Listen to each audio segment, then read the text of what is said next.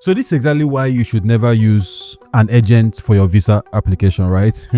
Truth of the matter is that most of them are actually scammers and they are unqualified because somebody that has a Canadian passport or a British passport cannot be an agent. That's the truth. Because they've not applied for a visa before, or maybe they've applied for a visa like maybe 10 years ago, 5 years ago. They don't even know what is obtainable right now in the visa application market, right? Per se.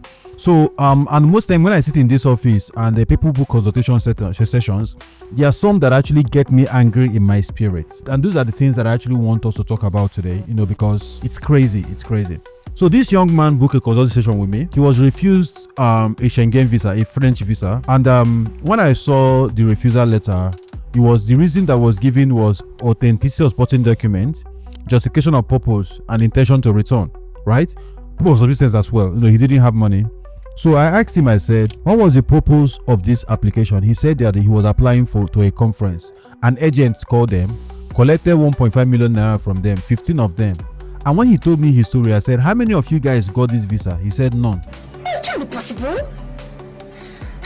Because there's no way anybody would have gotten that visa approved, right? Because the whole story was crazy, was stupid, like very stupid, So this agent, according to her, lives in Canada with a husband, probably has a Canadian PR or citizenship, a Canadian passport, and she's collecting money from young men, telling them that he'll pay 1.5 million and they don't even need to submit their bank statements. So they doctored bank statement, fake bank statement for them to apply for a visa, right? And this is how people get 5 years ban, 10 years ban for visa application, because they're using fake documents to apply for their visas, you see? And these people do not care. So when this young man's visa was refused, this same lady called him again and sent him a letter. I'm going to put that letter on the screen right now. That is a letter from Kano State government or whatever. Kano State governor is going to the UK. They want people to follow him. So the guy should pay 2 million naira for them to do a UK visa for them. And mind you, UK is actually one of the most difficult visas to get, right? This person is not able to get a Schengen visa. How is he or she going to be getting a UK visa?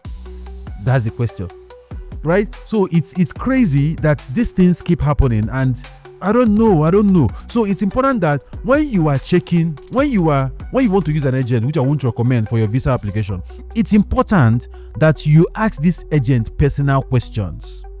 Have you applied for a visa? What was the last visa you applied for, right? Where are you now? Stuff like that. See, I see people who come to us and they pay for my consulting session and they're telling me that they are consulting me on behalf of their client. A lady came to me and said that she is an agent. She just started the work. She's looking for guidance. So imagine who is going to be this person's first client. You see, so these are the problems. And this is why I keep advising you, do not use an agent. As a matter of fact, I think in my next video, I'm going to be making a video telling you guys exactly how to choose an agent for your visa application. The things you need to look out for. If you want to see that video, let me know in the comment section. I will not hesitate to actually make that video for those of you guys who are interested, right? Highly interested. So it's important that you actually be careful about these things. It's very important. Now, this is another real life story that happened to us in this office. We had this client, Mr. Victor. He came to us and paid us for a cover letter. He wanted to visit the UK with his family. So the story was that he works for a company. This company is a global shipping company in Nigeria. So their bank statement had a couple of billions in their account. So he sent us the statement and a letter from the company that they are going to be sponsoring his trip with I think around 6 million-ish, right? So we wrote a cover letter to reflect all of that. So he told us that he's going to be doing the application himself. So a month later, he came back with a refusal letter. What happened? The auntie gave him an agent in quotes. And this agent filled the visa application form. There is a cover letter and attached the cover letter that I wrote for that application. The cover letter said that the company is going to be sponsoring him with 6 million naira. But on the form, they said that the guy is going to be sponsoring himself with 2.5 million.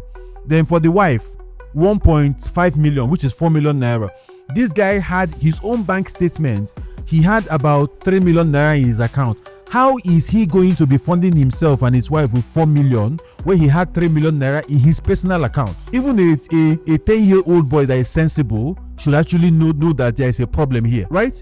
but the agent went ahead and did the application for them, and somehow he or she was expecting a miracle, and that is the problem. The struggle. Right? So how do you sponsor yourself with 2.5 million and your wife with 1.5 million, and you had 3-point-something million naira in your account? Where is the rest of the money going to come from? Right? So these are reasons why I say don't use an agent for your visa application. Because most of them actually mess things up. See, the mistake that people make is an honest mistake. When you see it, you know that this is an honest mistake. Do you understand? So we're humans. We can make mistakes. But when you are, this is strategic, right? This person doesn't understand what he's doing, and he also attached the cover letter that I wrote, which means that he didn't even read the cover letter. Because the ideal thing would have been you're sponsoring yourself with £500, which is what is in the cover letter. Then your company is sponsoring you with 6 million naira, which they have in their bank account. They can actually afford it. That would have been the approach, and that was the thought process I had in my head when I was actually doing that cover letter. So in the form, they're going to ask you and say, is another person paying towards your trip? You say yes. This agent wrote no for them. The answer should have been yes. Who is this person? So and so company. Why are they paying towards your trip? They actually sponsor me and my wife because we are the I am the best employee for so and so. Get a letter from the company. Collaborating that claim, right? Who would have had a better chance at getting his visa approved. That is the truth. So these are the problems. I had this guy that he's in Canada. He booked a consultation session with me. So while we were actually talking in that consulting session, he told me that he wants to bring the mother to the UK. And I asked him, I said, we need to prove that this person is your mother. That's one. And your visa application form, when you travel to Canada, you put your mother's name there, right? He said that's the problem, that he doesn't know what the agent filled there. Jesus. That the person there, the name the agent put there as the mother is not even the mother. So it becomes complicated. We now have to start looking for a way to explain that the visa application form you filled 3 years ago, that there was a mistake in it. My mother, this is my mother now, and right, plenty explanation. Explain, no evidence, right? So we'll have to find an evidence for that explanation. So you see how these agents complicate things for you most times, right? So he now told me that when he did his application, he applied with a close family member. That close family member right now is on a 5 years ban in Canada because of fake document that the agent used. And this is not the first time that this is actually happening. Right, this is not the first time that it's happening. I saw somebody that was telling me that an agent was telling him to bring 1.5 million for a South African visa application. I'm like, what the hell? South African visa application is less than 50k. I think it's 39k or something. I was South Africa in 2021. I paid like 39k for the visa. I was South Africa again this year, 2025, maybe like 4 or 5 months ago. I was South Africa. I paid the same fee for that visa. Visa fee is like 10,009 or so. Then VFS charges like 29k or something like that. Then I think God is good for return of your passport like 6k, something like that. And somebody is charging you 1.5 million to actually do the same visa for 39,000 naira for you.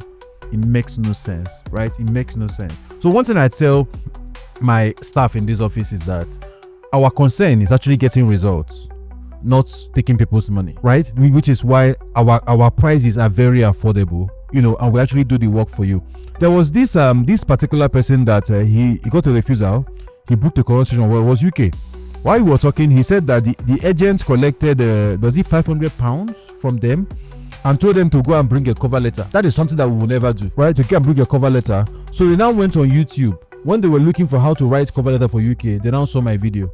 But they had already paid the agent. Of course, the agent did rubbish for them, right? The agent did rubbish for them. There was no tie to your home country. So one of the things I do when I'm doing visa application for clients is that we actually try to preempt the possible refusal reasons and fix it in the application before we hit the submit button, right? We know the fact that the UK will tell you that they went through your account, that they are not sure how you calculate your income and expenses. So in our application, we actually show how we calculated the income and expenses. That's one, right? It's pretty standard for us. I don't think there is a reason that UK will give on visa application refusal letters right now that's going to be new to me, right? What we noticed very recently, which I've added in on our SOP, is the UK will tell you that your opening balance is too large, right? Something like that. Initially, it used to be opening balance being low, but I have seen it twice. For clients that came to us with refusal letter, we have seen that they started paying attention to opening balance being high. So of course, we have updated our SOP to capture that as well, to explain why opening balance is high as well as why it's low in most cases, right? What we do is that once we see a new reason, we try to capture it in application for clients. So we help you try to preempt the possible refusal reasons, and then we fix it in your application or reapplication as the case may be. So if you want to reach out to me, you want a second eye to look at your application, help you with it, help you figure out what went wrong, whether you should reapply or not. As a matter of fact, there are people that come to us and I tell them, I said, don't apply. But this so-called agent, it doesn't matter how you are, who you are, they will tell you, bring your money. They will do it for you. You get, and it doesn't make sense. We actually talk to you first to figure out your eligibility before we advise you. There's a lady that came to us last week and we told her, you are not qualified for a UK visa right now, but you're qualified for a South African visa. Let's do a South African visa for you if you want us to. We helped him on how to do it. Later she came back and said, do it for me. And of course we did the application for her, as well. So she just submitted her visa application yesterday. And of course, as a first time, South Africa will probably keep your passport for like 2 months before they actually get back to you. I don't know why, but that's how long it takes, right?